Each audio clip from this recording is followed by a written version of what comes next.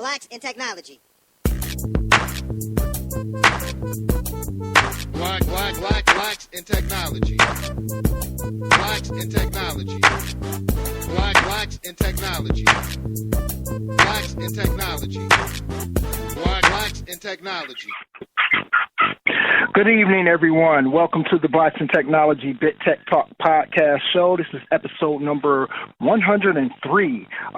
Tonight we have Ty and Courtney Caldwell of the startup ShearShare.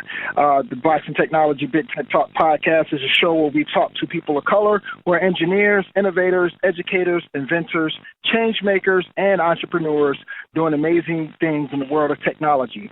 This podcast is where they share their stories, experiences, ideas, knowledge, and perspective on tech with the BIT community. I'm your host, Greg Greenlee, and it is September 29, 2016, 9 p.m. Eastern Standard Time. And if this is your first time listening, you can find us at the following URLs. We are at www.blacksintechnology.net.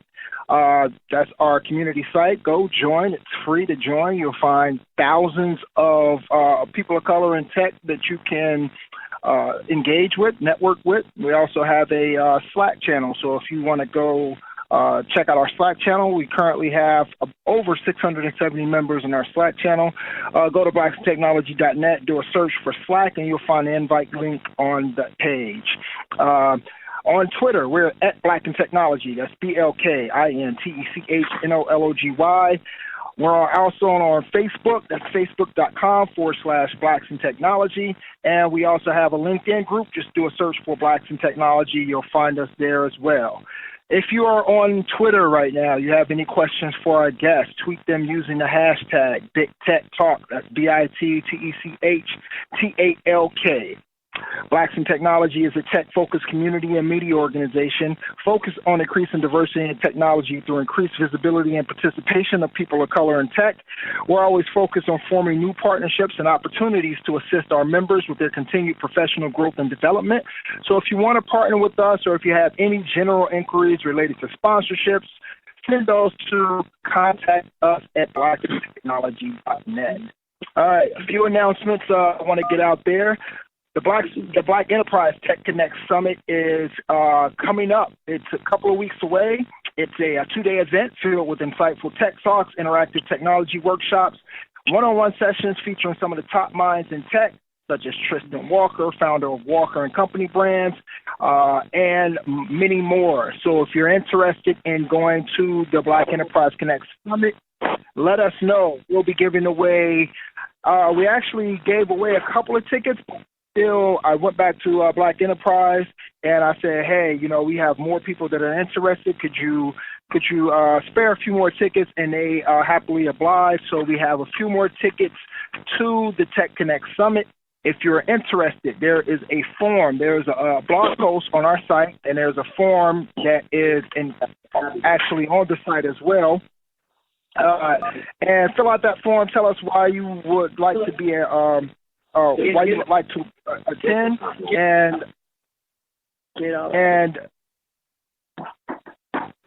and then we'll go over it, and then we're going to select the candidates, and you'll receive a full conference pass. Hotel and travel accommodations are not included, so you'll have to find your way there. Also, we are a media partner for the Tech Inclusion 2016 Conference Career Fair Startup Showcase. That's happening October 26th through 27th. In case you don't know, that's Wayne Sutton's. The conference that he's putting on. So that's happening at the Innovation Hangar in San Francisco. Some of the speakers include Dustin Markowitz, Leslie Miley, Monique Woodard, Charles Hudson, and Wayne Sutton. So this is going down again October 26th through the 27th. We are actually giving away some free passes to that. So check out the blog post on that as well, and there's a form that you can fill out if you are interested in attending that, and then we'll announce the people who have been chosen fairly soon. I think it's since it's happening in October 26th, 27th, probably at the beginning of October, which is like next week. So the end of next week, we'll be announcing the winners of the tickets. I want to take some time out real quick to dedicate this show to a good friend of mine. It's kind of fitting, and I wish it wasn't fitting. A good friend of mine lost his life last Saturday in a motorcycle accident. Devin Johnson. He's actually a celebrity barber and a stylist for people like Bill Bellamy, Gary Owens, 50 Cent. He's a husband, a father. He's a grandfather. He's a pillar of the community in Cincinnati, Ohio. He owned a shop downtown in one of the busiest sections of downtown. Died at 43 in a motorcycle accident. A good friend of mine for over 20 years, and I want to send this out to Devin Johnson in memory of him and his family, and we have you all in our prayers. And rest in heaven, Devin. We love you, man. Okay, I want to go ahead and introduce our guests tonight. Our guests are Ty Caldwell and Courtney Caldwell. Ty Caldwell is a tech visionary whose goal is to disrupt the $265 billion, that's a billion people, not million, billion dollar beauty industry. He has more than 20 years of experience in beauty and salon management, 15 plus years as a business owner of an award-winning salon, and more than a decade as a coach, mentor, and advisor to the next generation of beauty entrepreneurs. Courtney Caldwell is a 2015 Direct Marketing News 40 Under 40 honoree and top Nifty 50 Women in Tech on Twitter. She spent the nearly 2 decades building leading teams in tech marketing for global enterprises, SMBs, and startups. So I want to welcome Ty Caldwell, Courtney Caldwell, founders of ShearShare, to the Big Tech Talk Show. Welcome. Thank you, Will. We're excited. Yes, thanks, Greg. Thanks for having us. You're welcome. You're welcome. I'm happy to have you. I started hearing a lot of stuff about what you all are doing with ShearShare, and it's pretty exciting. So before we jump into the questions, tell us a little bit about your backgrounds, where you're from, what your education is, and we'll start with Ty. Okay, well, let me first say this, and let me send my condolences out to your friend and his family. Yes. And it's amazing. When you lose such a valuable person in the community, it's always going to be a loss for more people than just his family. So, like I said, we send our condolences out. We pray for the family as well and yourself. Yeah. Appreciate that. And my background, man, it's kind of funny. I sit back and think about how young I am, and I've been in this industry almost a quarter of a century. My background is beauty and style. A lot of people mess with me because I'm a pretty stylish guy. So I tell them you can't be in beauty and barber and not have style. That is true. Right. So I'm from right outside of. Originally, I'm from right outside of Memphis, West Memphis, Arkansas, a small town. I moved to Dallas, Texas when I was 15. And I have been cutting hair for a long time, man, probably since I was like 11. And, I have a pretty good knack for this industry and for my love and passion of cutting hair, styling, and all the things that come with it. So, it's one of those things where when God gives you a gift, you got to go with it. And he gave me this gift when I was like 19 years old. I said, you know what, God, let me do something that I already know how to do, that I would do for free, and that I could get paid for it at the same time. So I've been in this industry since I was 19, and it's been a blessing ever since. Education-wise, man, it's a blessing. Next month I will be receiving my doctorate in professional barbering and cosmetology. Woo! So congratulations. Thank you so much. I'm excited about that. And my biggest cheerleader sitting over here. That's right. She's always so excited. She said she can't wait to make our first reservation at the restaurant. That is very Oh, man. Well, I also want to add that I always tell my husband he is unemployable. I can't ever see this man. He's really a true leader. I can never see this man like working for someone else. He's always a person who's like at the helm, leading the charge and being kind of like that servant leader. Right. And what he didn't share, though, Greg, is that he's also an author of a #1 best-selling book on how to achieve long-term success in the beauty and style Amazon. It's called Mentored by Failure. Check it out on Amazon. But so excited for him. He's done some huge things in the industry, and he's clearly leaving a lasting legacy for those after him. And so my background So Ty was being modest. He's always modest, Greg. I have to pull it out of him. Well, you know what? I'm answering the questions, Greg. So I don't like to add too much commentary unless you ask me to. So I let my wife do that for me. Okay. Smart man. No, so my background, Greg, is in technology marketing. I used to head Oracle's digital strategy and innovations group. Had P&L for across 5 different continents. Before Oracle, ran digital demand generation for a software company called Right Now Technologies. Before that, a host of other marketing technology roles and positions. And so marketing around any kind of SaaS-oriented business or apps has kind of been my wheelhouse. And so being able to do that collectively with my husband is like a dream come true.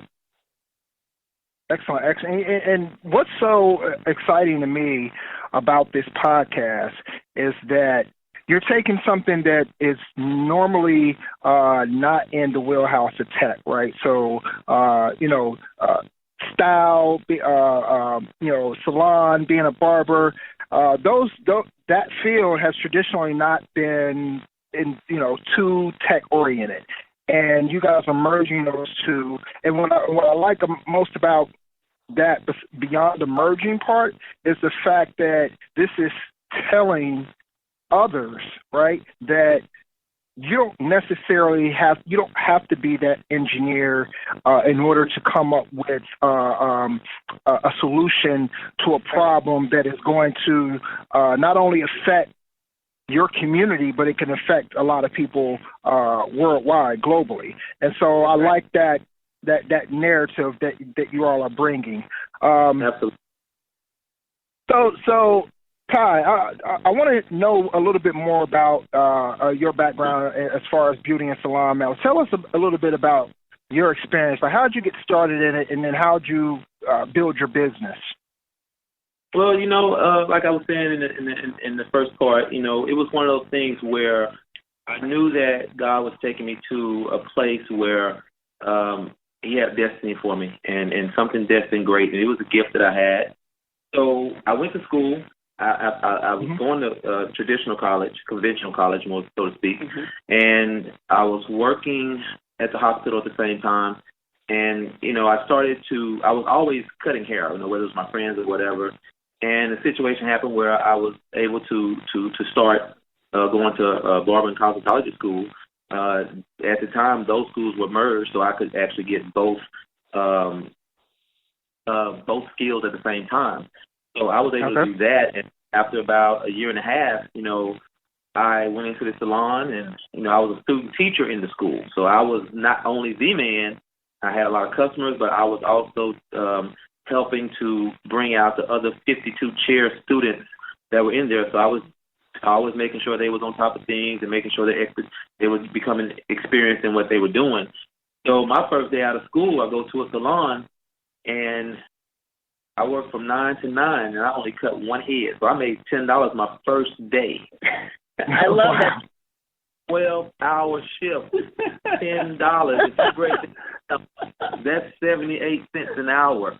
Who would go back after that? That's between 78 and 82 cents an hour. So, who would go back?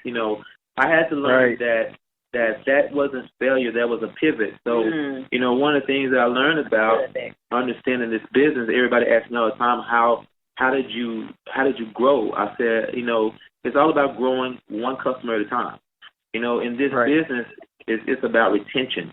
And so my experience came off of all the setbacks and the pivots and the failures that I had to go through. But, it's been one of the great things. I never really wanted to be a salon owner, to be honest with you. Working in the salon that I was in was a great salon, but you always find that in our community, and I want to be able to say this on your show, in our community, we don't demand excellence. And I saw that we weren't, the salon that I was working in wasn't demanding excellence. So I said, in order for the customer to demand excellence, they got to be introduced to it. And sometimes changing the mindset and the mentality that our white counterparts already put in place, we need to do that too. So a lot of times when people say, well, why are you trying to be like them? No, I'm not trying to be like them. I'm trying to be like we are supposed to be. So my salon management came because I wanted to be a change agent. And that's how it all got started. Building my business was, you got to get rid of people. It's all about self-select. Anytime you do something that's going to be greater than yourself and that you can expose people to, the people that not supposed to be there will self-select themselves out, and they will cancel themselves out. So it was one of those situations where, being in this industry, almost 25 years, salon management, going on 16, it's one of those things where you learn as you go, but at the end of the day, you stick to your standards, and you give people what they want, because we know we want a haircut. We know we want to get our hair done, our wives, but in this day and age with parenting, you want to be able to put your kids in an atmosphere with single moms taking their boys to the barbershop. You want to be able to put them in an atmosphere where it's going to be conducive to their ears and to their mind and to their growth. Right. And even with men, you want to, if they're coming in there with their daughters, you want them to be able to say, I like where Daddy goes to get his haircut. So I demanded excellence, and here we go. Here's almost 16 years later, and I've been best salon in my area for the last 2 years, going on 3. Mm-hmm. Right. Excellent, and that's a really good point about demand and excellence. It mirrors what I try to do with Blacks in Technology. It's not about proving anything to anybody or having them look at us a certain way. It's about us and within the community building ourselves up, being better at what we do, and using our collective knowledge to help each other out and to be the best that we can be. So that really hit home. Appreciate that. I appreciate it. True. So, Courtney, tell us a little bit. You have experience in the tech marketing space. So start off telling us what is tech marketing, and how'd you get started in that area, and why did you choose? I'm pretty sure you have a background in just marketing. So why did you choose the tech space to go into? Yeah, no, that's a great question, Greg. I really believe that technology marketing chose me. I always knew going into undergrad that I loved all things marketing. I knew that I had a special knack for being able to make things look and sound appealing, and so marketing for me was just an easy decision when I was thinking about what to major in. And then when I went back to school to get my master's in business, same thing. I majored in marketing again. It was just one of those things that kept calling me. And then I found myself in environments where I like to run really, really fast, and I liked environments that require change constantly. And so that's why I say that technology marketing kind of chose me. So I found myself, working for software companies over and over again. I found myself working for technology firms over and over again. I found myself working with and advising tech startups or companies that were focused on building apps to disrupt their industries over and over again. And I think really it's because those industries move very, very quickly. And likewise, now that I'm partnering with my husband on this venture called ShearShare, both beauty and technology marry very well, and they both are industries that move very, very quickly. They can be a new hairstyle next week. I don't know how many different nail colors, we're going to invent. It seems like there's a new one every day. There's going to be a different way to cut somebody's bangs, or there's going to be a different way to massage somebody. I mean, it changes like overnight. And so I love that those two industries go hand in hand, and they move very fast. Excellent. Yeah, definitely. If you want to stay in tech and have some longevity in tech, you definitely have to be on top of your game, because it changes day to day all the time. So tell us a little bit about. I'll throw this question out there. Well, tell us what is ShearShare? Tell us about ShearShare. Sure. Well, I'll start with this. We were hunted on a website called Product Hunt a couple of weeks ago, and somebody read kind of like our pitch paragraph and said, you guys sound like Hair B&B. And so they gave us that nickname. And I thought, oh, my gosh, that's actually pretty much what we do, minus the overnight stay. So in essence, we connect salon and barbershop owners to individual stylists to fill their empty chairs, right? So salon and barbershop owners get to monetize every chair in their establishment. And on the flip side, licensed barbers and cosmetologists get to rent salon space by the day or on demand. And so our tagline is, rent salon space whenever, wherever. And so the nickname Hair B&B kind of fits. Hi. Hello? Hello?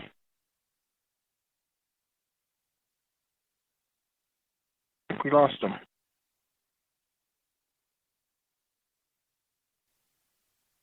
Hopefully they realize that we lost them and they'll jump right back on. Technical difficulties. You got to expect it, people. Technology is not foolproof and it's not magic. So these things are to be expected. So hopefully, we'll get them back on. So what's anything new in the big community? Yeah, I want to send a shout out to the Kansas City Federal Reserve Bank.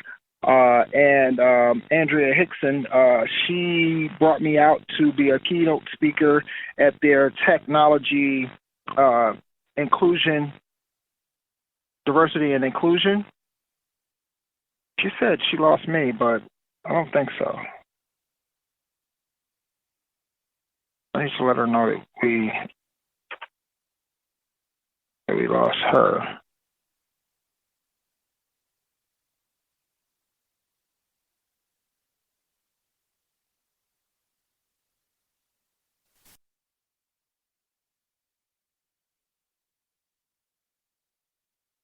I'm still up, so, and according to Spreaker, we're still up.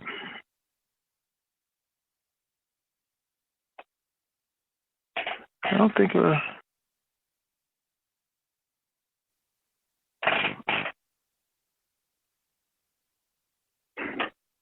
anyhow, so I was a keynote speaker at the Kansas City Federal Reserve Bank Technology, Diversity and Inclusion Technology Conference Monday. I got a chance to meet some amazing people and definitely hope to be doing some things with them.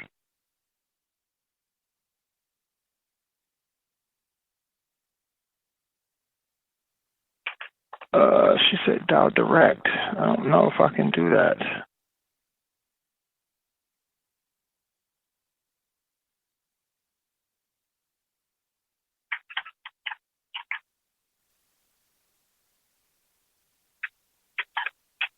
I'm down to the conference line. Let me get the number. 176.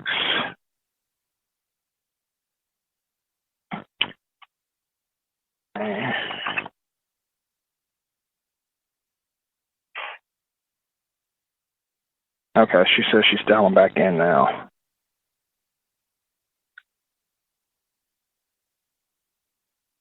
Tech, I tell you. We had an issue a couple of weeks ago with Scott Hanselman. Hey. Hey there, Greg. You back? Back. Excellent. Well, I held down the fort as best I could until you guys got back, so welcome awesome. back. What was the last thing that you heard from us? What were you saying? So I asked a question about ShearShare. You said you were the Airbnb or the B&B of hair. Uh-huh. And I think that was it. I think it was right wow. after. Okay. Yeah, right after you finished that. Okay. Well, we can start from there then. You can ask that question again, and then I'll jump in. Okay. So tell us a little bit more about ShearShare. Tell us what it is and what you all hope to accomplish with it. Yeah. So ShearShare is a brand new app, actually first of its kind app that connects salon and barbershop owners to individual stylists to fill their unused salon suites on a temporary basis. So we help owners, salon, spa, barbershop owners, fill their empty chairs. And on the flip side, we give licensed cosmetologists and barbers an opportunity to rent salon space on demand, or like we like to say, whenever, wherever. Somebody hunted us on Product Hunt, a great website that kind of showcases new innovative products and apps. This happened a couple of weeks ago, and we were given the nickname Hair B&B. I thought that was really cute. So we are, Hair B&B, but without the overnight stay. Excellent. So, how did you all even come up with this idea? Like, what was the moment where you said, "Hey, there needs to be an app for this"? You know what, Greg? Let me tell you this story, and it's amazing that if you just pay attention to what God is doing in your life, He'll throw some stuff at you that will amaze you. So I expanded my salon bigger than what it is now, bigger than what it was before, and I was rebranding. So I added some tweaks on one side. I took over this other insurance company, so I gutted it out, added some tweaks, and I had a whole open concept, and then I had my tweaks. So over the course of the time that I spent all this money to get those tweaks, for the first 6 months to a year, I had nobody wanting to work on a contractual basis or for a long-term period, so to speak. But I had so many people calling me saying, "Hey, you know what, Ty? You know what, I'm coming in town, or I live on the other side of town. I just want to use your spot because it's so nice for a couple of days. I have clients out there." And I was like, I didn't know what to say. So I went home and, I told them to call me the next day, and I let them know. I went home and told my wife, I was like, there's these people calling me wanting to use my spot for a couple of days, maybe Friday and Saturday, maybe a Tuesday. And I said, we don't do that in this industry. We don't borrow our space out, because once you get out of school in this industry, because it's such an old, antiquated industry and a system, and once you get out of school, you find a salon, make it your home, and build from there. That's how it's been for years. But having someone wanting to come and rent your space, you don't know them, for a couple of days, and not knowing if they're going to be legitimate, licensed and all, it was just unheard of. So I talked to my wife about it. We were just having a pillow talk one night. I said, I'm going to try it. So I tried it out with this one young lady. Met with her. She loved it. And I had to throw a price out there because it had never been done before. So I said, okay, this is the price I charge per day. She was like, great. I want it for 2 days. I want to get it for 2 days, and it worked. And then other people calling me on the other side of town who had left my side of town, moving into a new house or changing schools for their kids, and say, you know what, I'm leaving my clients. They would say, you know what, I left my clients. Can I rent your space and come and do about 10 or 12 of my clients over the course of a day or two? And it happened over and over again. I told my wife, I said, you know what, I think we got something here. I don't think I'm the only one in this space having this problem. And so that's how it came up. It was an aha moment. And I was like, wow. And so we were literally sitting back, and we was actually flying out of town. I called a friend of mine, and I told her the whole situation. And she said she was sitting at her desk in her office, and she said when I told her the idea about what I wanted to do, she literally said she almost jumped out of her seat and her head hit the ceiling because she thought it was an awesome idea. And that's how it came up. Yeah, and I'll say this too, Greg. So that was like the genesis, right? I mean, because this was literally a problem that we were trying to solve for ourselves. And so before we even thought about creating an app, we said, well, let's help other stylists in other cities do the same thing. And so we were matching people manually before we even thought about building out ShearShare into what it is today. So we were calling salons up, using a virtual, Rolodex, if you will, and saying, hey, we have somebody coming in town from this city. They're a celebrity stylist, or, they're all licensed. They just need a place to be able to work. Would you be willing to lease an extra chair that's lying dormant right now by the day? I mean, and that's an easy sell to a salon or barbershop owner, right? Because they'd rather make some money on the chair than no money. And no money, And that kept happening. And we said, well, we can't continue to scale this thing calling manually. I bet there's got to be a way that we can create an app that will systematize this. And first we searched because we thought, well, maybe there's something out there already. Because usually when you think of a great idea, like there are a million people out there who are already thinking about that great idea. Right. And we said, why can't we find anything? You know, the apps that we were finding for beauty, they were either like scheduling apps, which is great because people in the industry need those, or it would be a social sharing app where the end user or the salon provider, beauty professional rather, would go to the end user. So like you can get your nails done at home or you can get your hair done at the office, but nobody was thinking about this B2B aspect. I mean, this is such a finite niche, but it is a huge market opportunity. And so we said, well, gosh, it doesn't exist. Why don't we create it? And here we are today. So that actually answers the question that I had coming up. What did you use to prototype your app? And here's proof for all those people out there, all the entrepreneurs and people that are dreaming to have their own startup, that you don't necessarily have to have tech to start it out, right? You don't need to have a full-blown app in order to prototype your idea. And they're definitely living proof that you don't have to do that. I had a friend who wanted to go straight into developing this app, you know, without prototyping, without doing it. I'm like, hey, you know, before you go throw money into it, you know, why don't you try prototyping it first and seeing whether or not people will even pay for this? So I think that's a very, very good point and thing that you brought up about, you know, prototyping without even using any tech. You guys did it manually. You proved that it worked, and then that's when once you found that this is something that people will actually pay money for and it's useful, that's when you actually went into trying to build the app. So that's very, very good stuff. Yeah, Microsoft Excel it will be your best friend. You know, we just started using, you know, pen and paper, and I'll say this too. We also created a survey, you know, because we said, well, it looks like it's working, but let's get, you know, some survey responses en masse to make sure that it's not just a Dallas thing, it's not just a Texas thing, it's not just an Atlanta thing. You know, make sure you guys leverage. You know, if you're thinking about, you know, doing something big, you know, and coming up with this innovative idea, you know, just have a couple of proof points. And for us, we just leverage some of that free software that would provide free surveys. And so we use Qualtrics. I know there are a lot of other ones out there like SurveyMonkey and whatnot, but we use stuff like that just to be able to analyze the data and kind of keep things organized. And definitely, let's say this right here, you know, we started with a great pen and a nice Chipotle napkin, and we drew out every screen that we have on our app. That's right. And so, you know, it wasn't something that, you know, we knew how to do. It was something that we had a vision to build out, and we say, you know, how is this going to look?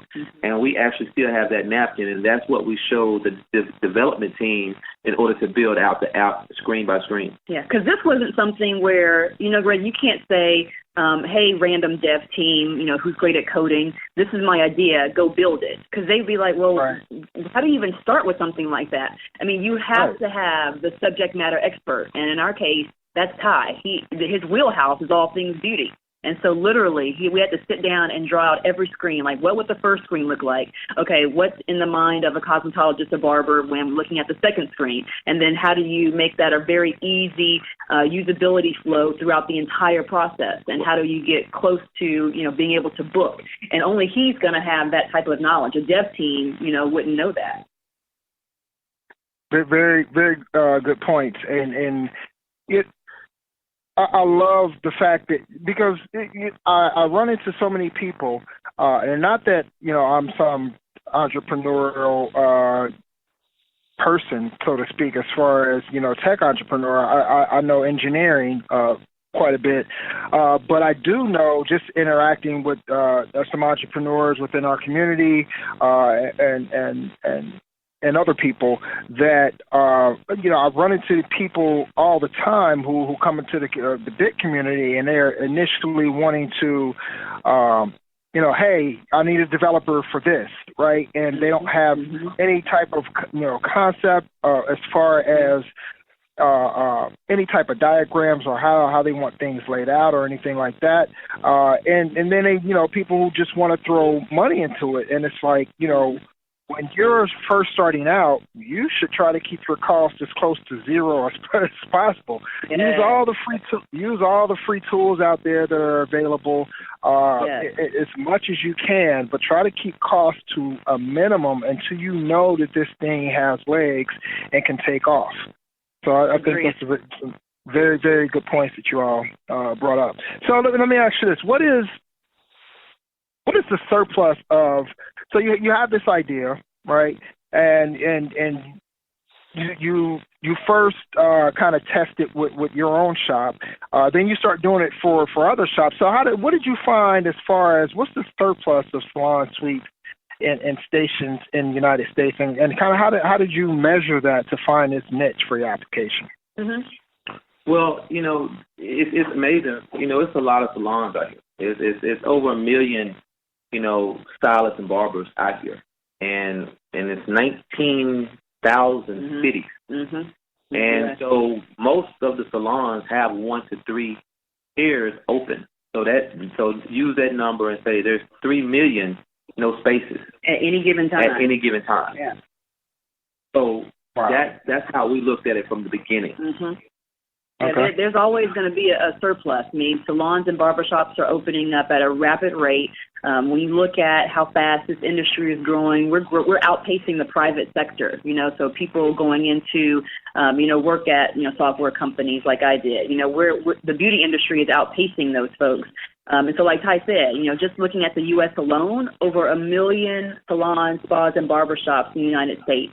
And then couple that with these independent beauticians and barbers that are trying to find space to work, and you have a match made in heaven, because there's no one else thinking about serving this B2B niche, right? Being able to help those who need to find space to work actually find professional salon and barbershop space to operate out of. Because right now, I had to go do a wedding in New Orleans.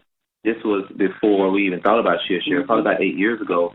And the guy was a professional football player, and I was in New Orleans at the JW, and he had a room with all his guys over at the Hilton. So I went from my hotel to his hotel, had 9 guys and kids waiting on me, and it was a terrible experience.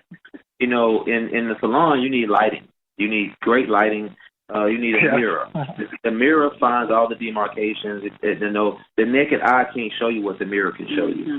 You also need that chair, that swivel chair where you can turn, where I can stand in one spot and move the chair instead of moving my body. Right. I need to be able to lift my clients. I need to have an atmosphere that's conducive for me, and that was a terrible experience. So just think about all the people that's traveling now and going into hotels, going into someone's house, sticking their head over the kitchen sink or in the bathtub, whatever it may be, and not able to really give their best results because the atmosphere is not conducive to their skill set. Mm-hmm. And then what do you say, Sue Babe? If you're a kitchen stylist, as we call them, then what happens with your prices? If you're a kitchen stylist, anything like that, you have to bring your prices down. So anytime you're doing you bring your prices down anywhere from $25 to $45 because most people aren't going to let you come in their house, charge them all this money, using the electricity, the water, and you are licensed.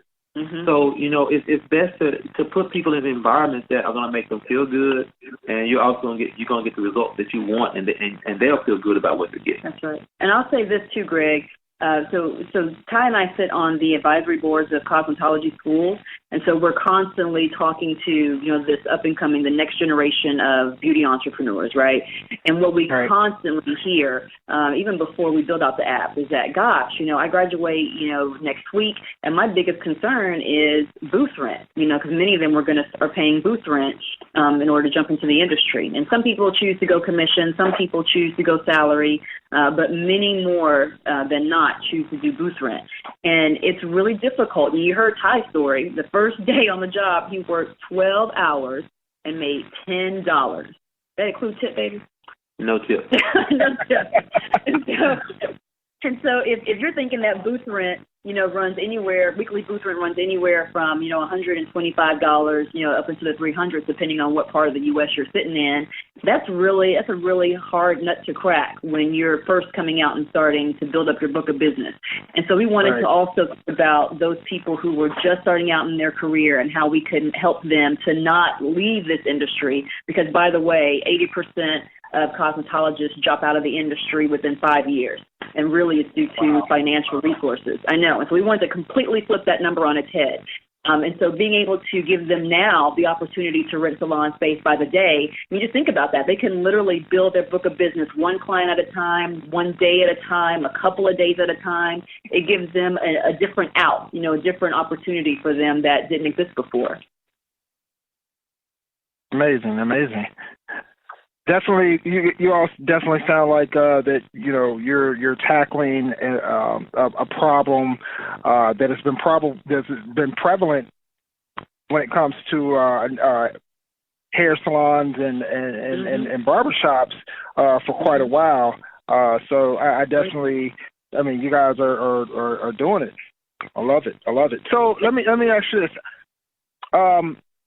It sounds like that you guys have the ShearShare app already out there. So what are you doing to market to potential end users, salon owners, potential stylists that are looking to fill the unused space? Yeah. So we officially launched on the Google Play Store February 21st this year. And then we built out the Apple version June 21st and launched on the App Store June 21st. And today, believe it or not, we have listings in 242 cities and 11 countries, which boggles my mind even today. And so how we've gotten those people to date has been via social media. It's amazing. The beauty industry is such a family-oriented community. There's more community than there is competition. And so when one salon owner would sign up, they would tell a friend of theirs down the street to sign up. They didn't feel like there was any kind of, having one leg above, their competitor down the street. And then same with the stylist. So they want to tell and want to be able to share with their comrades, hey, there's this new app out there that's going to allow you to make more money, keep more of your money, and build up your book of business, by renting salon space on demand. And so it's really grown by word of mouth and social media. Nice, very nice. And so, you can always run into the problem of, of a salon owner, for instance, getting a bad stylist or somebody, that they bump heads with. So, anything from personality to whether or not that person's skill level is actually there that fits in that particular salon or barbershop. How do you all, how does the app handle kind of vetting that all out? Yeah, I'll start answering that one. Yeah, so even to use the ShearShare app, you have to put in, some information, right? Like a picture of yourself, first name, last name, and your license number, because we're only sending licensed cosmetologists and licensed barbers to the professional salon and barbershop environment. On the flip side, how we vet the salon owners, that we've been pretty picky with who we've allowed to list on the app today. So in future iterations of ShearShare, you'll be able to, if you're a salon owner, be able to go into the app and take a picture of your space and be able to list it by yourself. But today, we opened up the floodgates just for the users on purpose, so that when we had someone interested in listing with ShearShare, we could, have a conversation with them, talk about how long they've been in the business, tell us what your biggest issues are, how do you see ShearShare being able to help that? Have you remodeled lately? Why have people been leaving, or why do you think you haven't been able to get people to use your space? And so from there, we've been able to, choose, I would say, the best of the best, within certain cities. And picking all the stylists, barbers, based on skill, we wanted to make sure they had a space that they could go to. So we have a box for each one. Barber, stylist, makeup artist. We're actually working right now on the other parts of it in our next phase. And personality, we allow them to tell a little blurb about themselves, anything that they want the salon owner to know when the salon owner clicks on their face. So it gives them actually some real some real information based on their skill set. So that's one of the things that we like about it the most, and we're also adding other features that can help the communication part so that they can actually have some real, conversation about each other before everything happens. Reading up, yeah. Yeah, we're building out a direct message feature within the app, and then, we'll be asking questions like, how many years have you been a licensed, barber or cosmetologist? So this way, the salon, and that's been direct feedback, by the way, from our salon owners. They've asked those questions specifically over and over again. And so we said, okay, now we need to start putting money into the app that will give them those answers without us having to do it manually. So will we also see maybe some type of a rating system in it, or is that already built into the app now? That we actually have not 5 stars but 5 sheer ratings right now. So that's what we work. Yeah, you'll see that being built out soon. You must be reading our mind, Greg. Yeah, definitely. I mean, it makes sense, right? I mean, you have these stylists and these barbers and people have these experiences, and it makes sense to just rate them so that another person or another potential salon owner knows what they're getting into, pretty much. Yeah, definitely. Let me say this right here. I want to say this. The beauty and style industry, for such a long time, and let me be very, very, forward with this, was a dumbed down industry for so long. When you told your parents, I don't want to go to college, I want to be a hairstylist, or I want to be a barber, they would look at you sideways. Like, what? Yeah. And I was recently in Chicago, and my wife went down there for our anniversary, and my mentor, who was my uncle, is in Chicago, and he was introducing me to some people in the community of Chatham on the South Side, because he's a big pillar to that community. And one of the ways he described me was, this is my family tie, and what has been a dead end industry for people in this space, he has taken it to a whole nother level. And that's literally what they called it back in probably 50, 60 years ago. It was a dead-end space. Right. Anytime you were doing something that was a skill like that, maybe, let's say something, he's actually a tailor, those were things that, you can only go so far. Now, barbers, stylists, makeup artists, they're like rock stars. Oh, yeah. And they're celebrities in their own right. So a lot of times when you see all these celebrities on TV cutting these other, actors and ball players, they're on the same level almost, because he needs them or she needs them, and just like they need that person. So it becomes a two-tier system where everybody has to respect one another, and this industry is not dumbed down like it used to be. So, we have really taken this thing to the next level, not to another level, but to the next level, almost paradigm. And when I think about, the places that we've traveled to, Greg, like I always think about this one barbershop that we walked into when we were in Tokyo. Oh, my goodness. I mean, that was worth what? The one chair was worth $1 million? We went in this one salon, and it was an older lady. I think it was his grandmother, and it was the young man. And it was a salon. Right. It was a barbershop, and it was only 2 chairs. Everything was electric. You sit down, the chair do the rest. And I asked him as best I could in my English language. And your broken Japanese. And my broken Japanese. I said, how much does this cost? And I had to do a lot of finger pointing and all of that. He told me the number, and I put the 2 numbers together for the chair and the other part of the station. It was over $1 million. But see, what we don't realize sitting here in the bubble that is America, when you leave this beautiful country, as wonderful as it is, and you go to places like Japan, you go to places like Australia, you go to places like even India, those people who are in the beauty industry are held in such high regard. I'm sure there are many, many reasons for that, but I just think of one, being an outsider kind of looking in, right, is that the beauty industry is one of the few that literally touches everybody, like with their hands, and so there's like a healing aspect. There's when you get out of your stylist chair, you feel better. You're like, man, I can take over the world. I look great. And it's funny because I just left my salon probably an hour before we got on this and my stylist, my client flew in from Seattle on his way to Alabama just to see me before he go to Alabama. Very. Got to get right.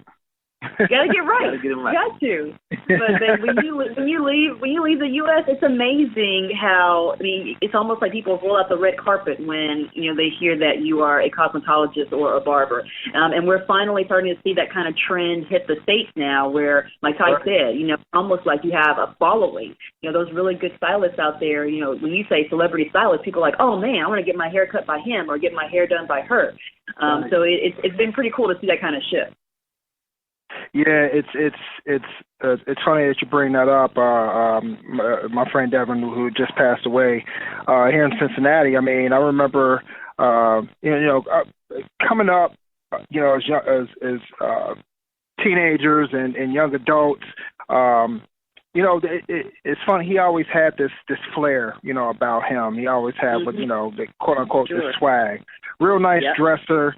And things like that. But at the time, he was really into hip hop, and he was a dancer. And so, everybody in our crew thought that he would be a dancer, right? That he would do something big in dancing, because hands down, he was probably the best dancer in Cincinnati that I knew of. And so, when he didn't become a dancer and he became a barber, I think it kind of threw everybody for a loop. Like, hey, why are you cutting hair? But it goes back to what you were saying about how people are especially barbers and hairdressers. Do they call them? What's the appropriate word for them now? Okay. Gotcha. And you kind of. You don't revere them the same way that, other countries do. And so I think that same thing, people kind of looked at him like that. But over the years, I mean, he built himself up to be so big, especially within the city. I mean, he does a lot of the professional athletes, styling and hair, from the Bengals to the Cincinnati Reds players. Then, he got with Bill Bellamy, and he was on tour with Bill Bellamy and all his comedian friends, and then Gary Owen. I know he did some stuff for 50. But so my point is that, you're absolutely right. And it's just amazing to see, his ascension, going from not being as revered to being looked at as, oh man, that's the guy right there. That's the person you want to go to.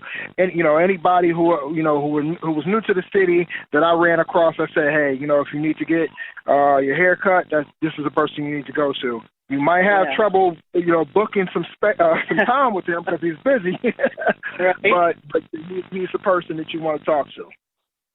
Absolutely. Yeah. That's really what it's all about.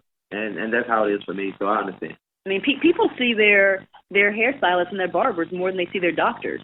We see these people, sometimes on a weekly basis.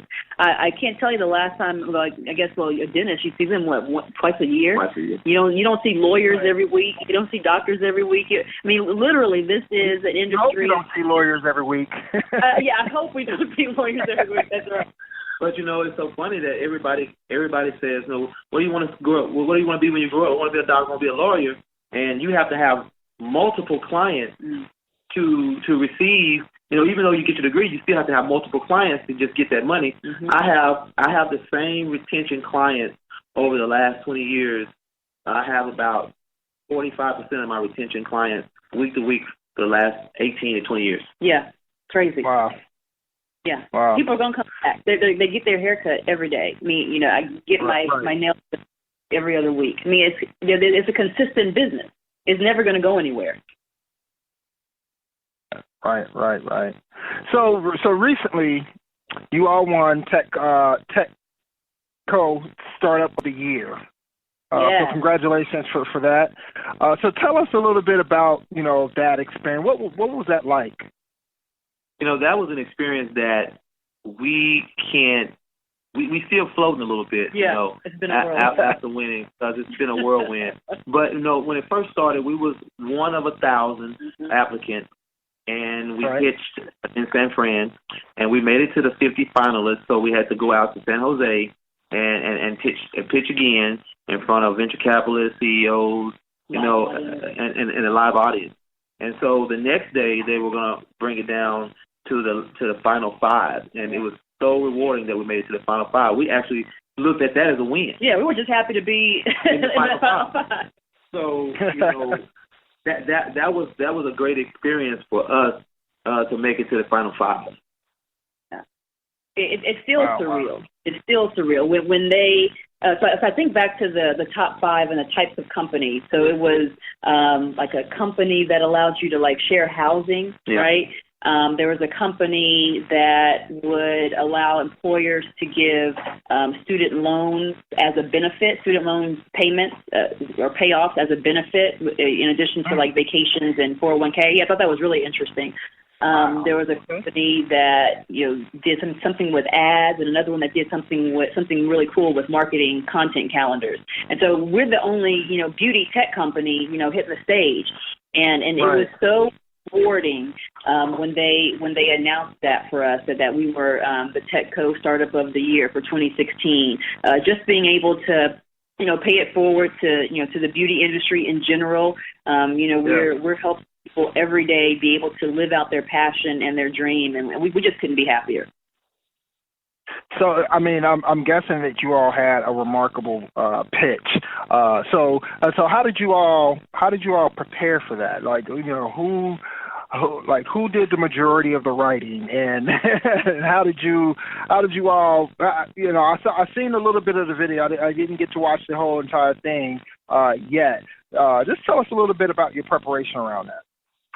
Sure. Well, after we did rock, paper, scissors to figure out who was going to speak,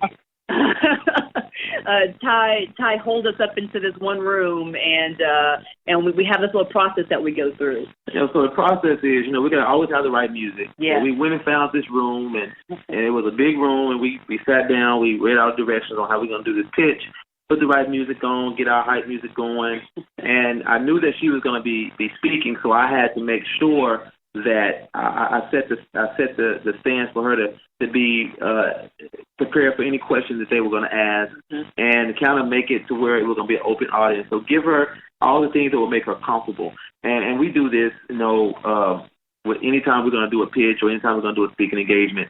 So we always have to do that to make sure that we're ready. And that's how, once you get your little music on and you get your mind going and you start throwing ideas out there and you start understanding what slides need to go, because we had to condense these slides from about 15 that we had to 4. Yes. And so that was pretty tough, because we had to give them the information that they needed. And talking for 5 minutes, believe it or not, I speak all the time for an hour and a half, 45 minutes. 5 minutes is a long time, believe it or not, when you got a pitch. So we had to really get our minds right to prepare for that pitch. And let me tell you something, when I threw the pitch, she knocked it out the park. It's teamwork, all around, teamwork. Nice. So public speaking is intimidating as it is, just alone, just being able to go up there and speak to a crowd. So I can't even imagine how pitching, when there's, things that are at stake, such as money on the line, and convincing people to believe in your idea. So give us some tips. What are like 3 main tips for pitching that you can give our audience? Ooh, that's really good. I would say, first of all, it sounds so simple, but when you're pitching, engage the audience. A smile when you're talking goes a long way. Because people can see and they can hear that smile and that passion come through. So something as simple as, just smiling when you're in front of a group of people.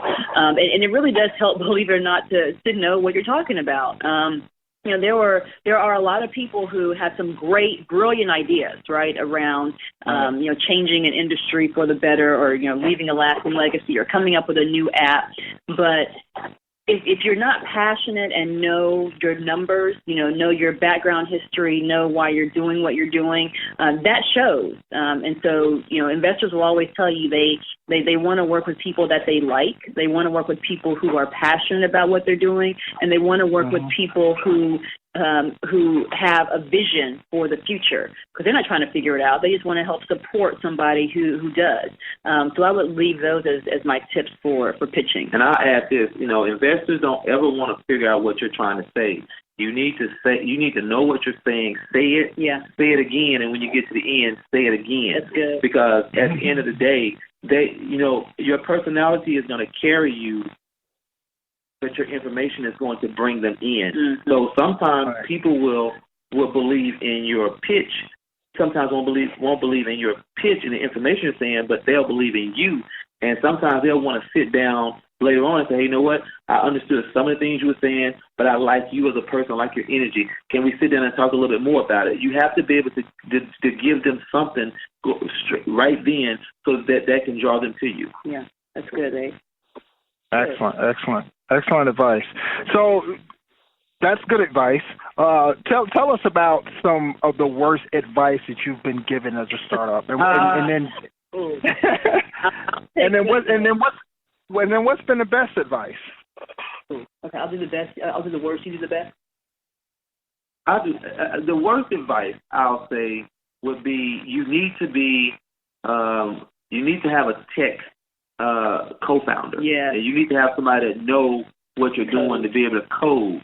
And so, if you're one of us that aren't techie at all, except for using our phones and our iPads and all of that, that's challenging, because sometimes most people won't make it to the doorknob of the door to even try to open it up with that advice, because that's not good advice to tell someone. Mm-hmm. I agree. Yeah, I remember when we were told that we should have a technical co-founder. We should go out and look for a CTO or, just somebody who can start coding this thing. And we're like, well, we don't know that many people who would, leave their jobs to do something like this. So we did the next best thing and worked with a development team who is extremely sharp in all things design and development, and we couldn't be happier.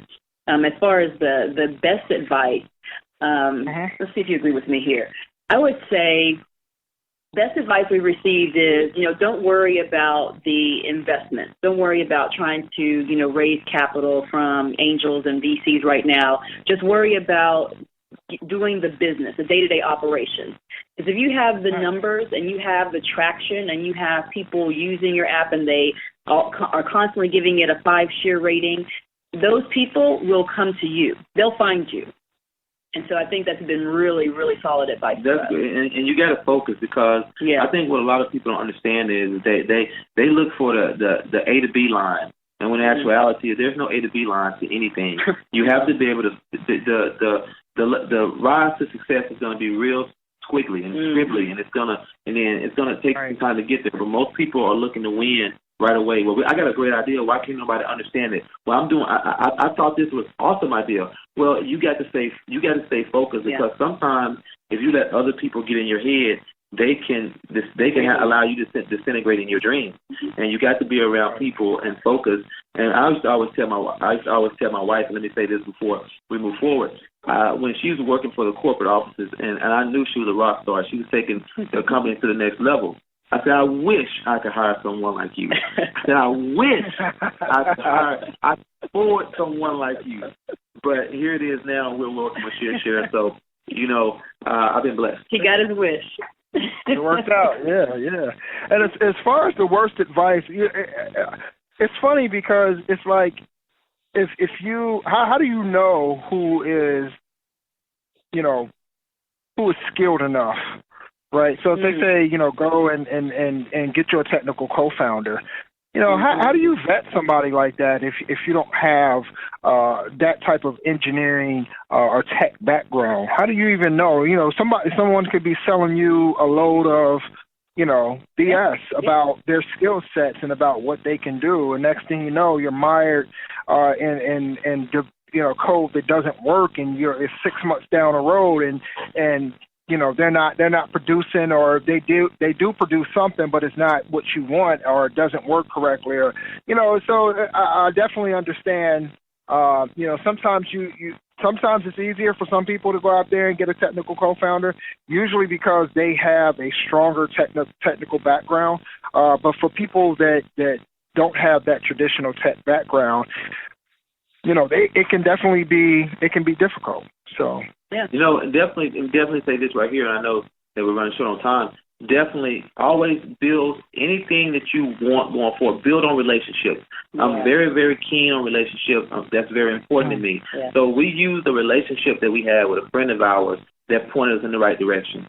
And we talked to this person for about an hour, told them what we want. We expressed that we were really about relationships.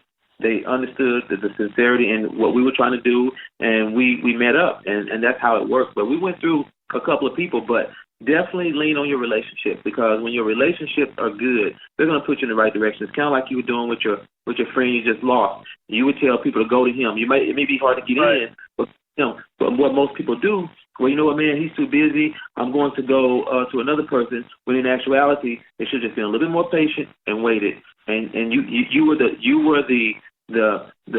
go-to guy to get them to the right person. Yeah, you'd be surprised how far relationships take you. Oh, definitely. And we didn't cover this, and I don't know if you can give us a quick answer before we kind of wrap up here. But how does the app actually generate revenue for you all? Yeah, sure. So we actually charge a commission for each booking. So for salon and barbershop owners, it's completely free for them to list with us right now, They can do that through our website, ShearShare.com, and clicking on the link that says Become a Host. And so when there's a booking, then we get a certain percentage of that booking that they've already accepted. Okay, gotcha. So I know you stated this earlier in the podcast, but if you could tell us again, where's the app available? The app is available on the iOS, Apple, and it's available on Android.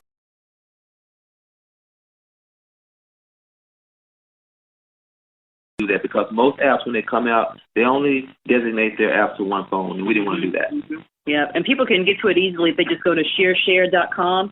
There are two big buttons on the page that allow them to go to either the Google Play Store and get it directly, or go directly to the App Store download. Excellent.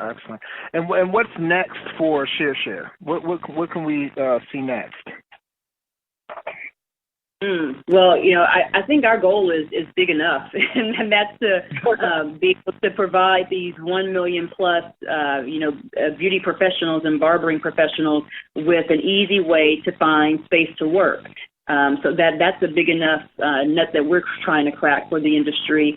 But in the future, we want to make sure that we can do this not just for those in the States, but literally worldwide, so that people can rent salon space whenever, wherever. And educating them on it as well. Adding to what Courtney's saying, educating them on why they're able to do this and why they need to do this. Because when a system is antiquated, you need to change it up a little bit. And there's so many people leaving the industry because they can't afford to live in this industry off a little bit of money, working as a person who's getting commission. But they also want to work on their own as a contractor, and they can't afford that. But you give them the opportunity to work in a space by the day, that'll give them hope that they can actually have a successful career and future in this business. Yeah. So that's why we did for ShearShare, just giving people the opportunity to grow and not micromanage anyone, giving them the opportunity to be a boss within themselves. That's good. Excellent. And last but not least, tell us how people can follow you on Twitter. Tell us, give us the URL for your site. Sure. So www.ShearShare.com. It's always one word. We're available on Twitter, Facebook, LinkedIn, Instagram, and it's always just ShearShare. Believe it or not, nobody had that name before we did. So. Very, very catchy name and very fitting. So thank you. Excellent. So Ty and Courtney, I definitely want to thank you both for being guests on the Big Tech Talk podcast. I wish both of you much success definitely wish ShearShare success. It seems like you all are heading in the right direction. And keep in touch. Drop us a note. Let us know how you all are doing with the company. We sure will. And I'll make sure that I do the same. Thank you, Greg. Thank you for having us. It's been fun. It has been awesome, man. We appreciate what you're doing and continue to be a staple to get these young people out here and to let them know also that even though they're building, never forget the characteristics that come along with building, making sure they're focused and being consistent and always creating a good brand for themselves. So if they pick up my book, Mentor by Failure, I teach those things. A very easy read, big words, so they just need to go in there and understand that even though you can become successful, you still need to have those characteristics to become the building blocks to become a greater you. Mm-hmm. Good. And real quick now, since you mentioned that, how can people pick up the book? Where can they go and get it? They can pick up the book on Amazon, or they can reach us and get a signed copy. Amazon is the #1 bestseller, Mentor by Failure, Ty Caldwell. Or they can reach us, and we can send them. A site where they can buy the book, and we'll mail it to them. Excellent. Well, thank you both. Wish you all a good night, and like I said, much success. Thank you so much. Have a great one. Take care. You too. Take care. And that is it for this episode of the Blacks in Technology Big Tech Talk podcast. I definitely enjoyed our guests, Ty and Courtney Caldwell, and they let us, hear their story about ShearShare. And I'm hoping that you all enjoyed it as well. So if you like what you heard tonight, you want to let us know, you have any suggestions or comments, email them to us at contactus@blackstechnology.net. Give us some suggestions on how to improve. Like who, if there's suggestions out there of someone you would like to hear or have appear on the Big Tech Talk podcast, let us know. We definitely are open to suggestions. Again, I definitely want to say this before I get off here. Dedicate this to my man, Devin Johnson, passed away in a motorcycle accident. This one's for you, Dev. Rest in peace, man. Blacks in Technology. Blacks in Technology. Blacks in Technology. Blacks in Technology. Blacks in Technology. Blacks in Technology.